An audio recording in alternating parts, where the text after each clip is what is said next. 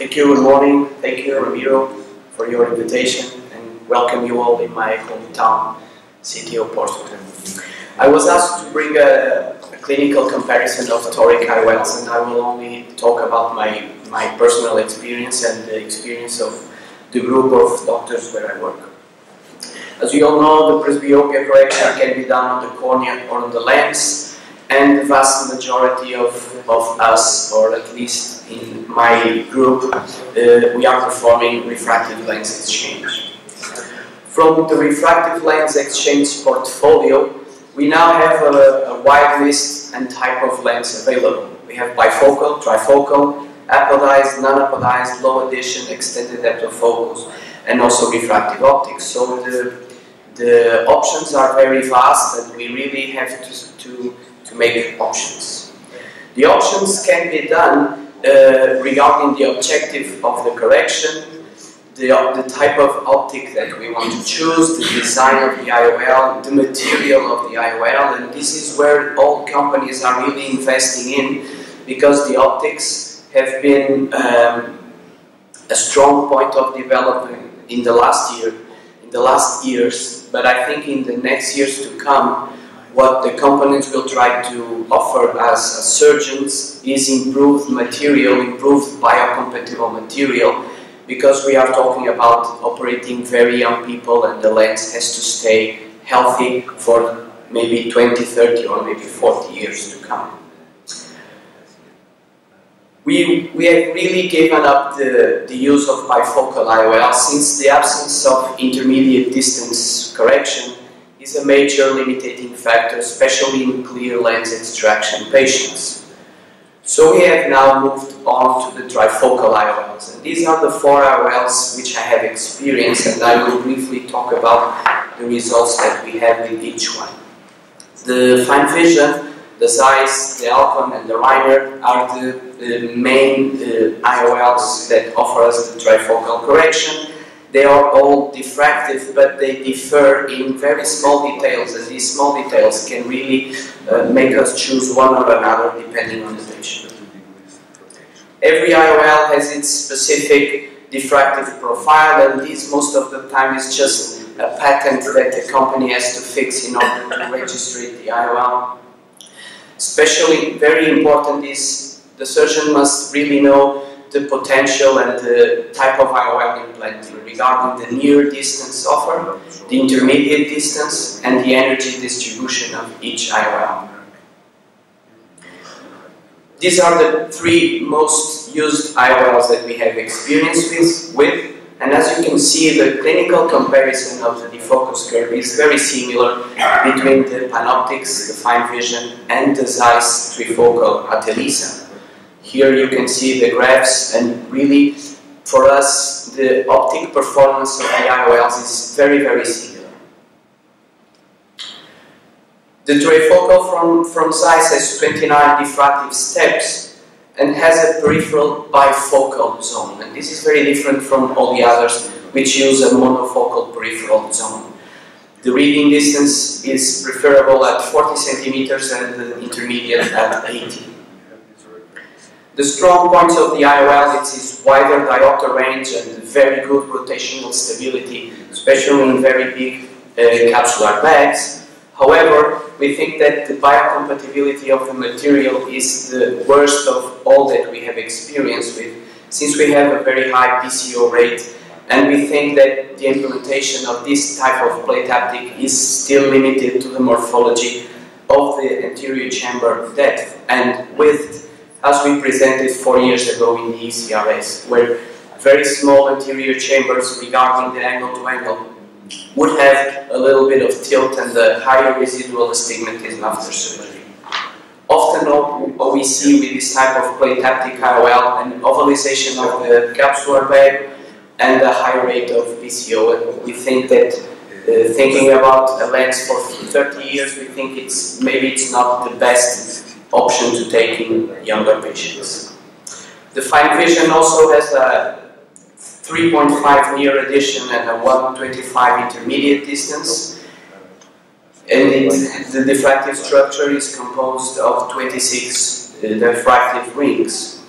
We think that one of the strong points of this IOL is design, as we think it's more adjustable to the anatomy of the capsular bag, and the 4 points of fixation given by the optics, we think it turns to be the best, one of the best toric models regarding stability. It also has a low moderate PCO rate, and the visual acuity offered, especially for near, is very good.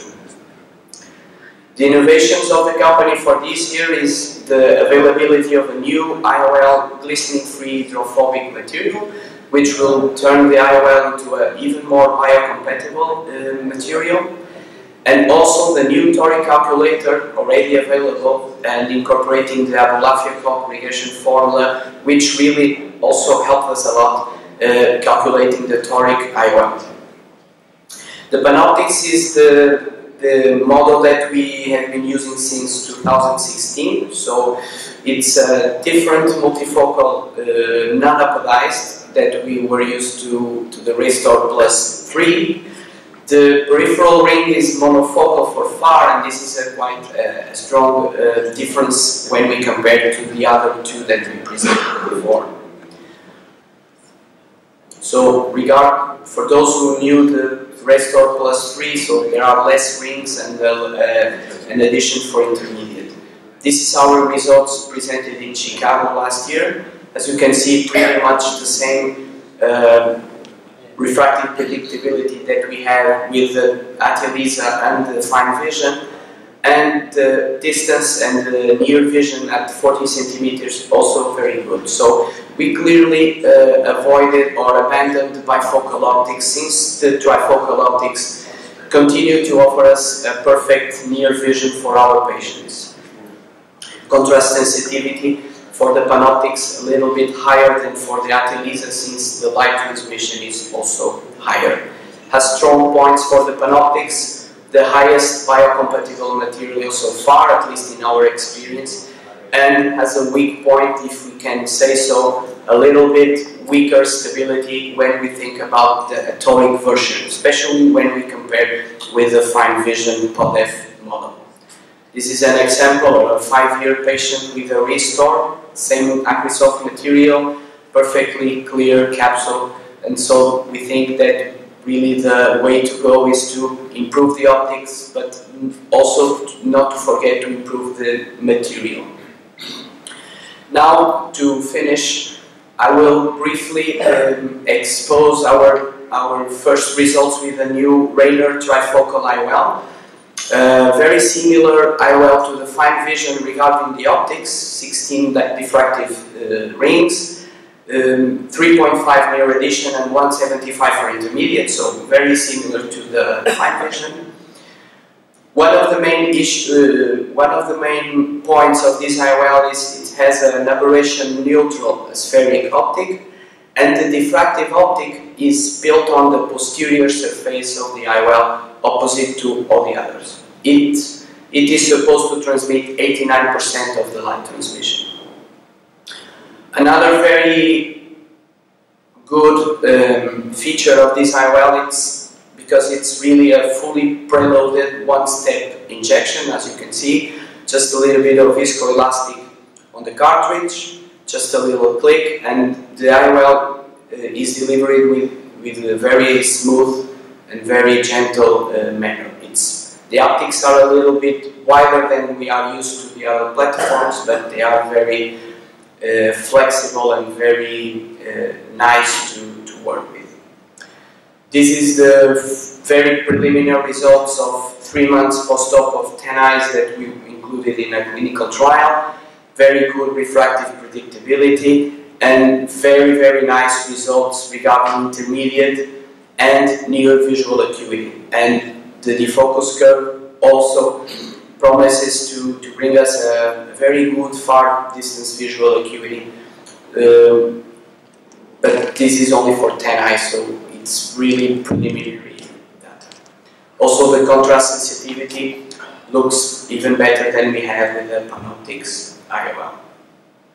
So to conclude, multifocal IOLs, as you all know, have a lot of advantages.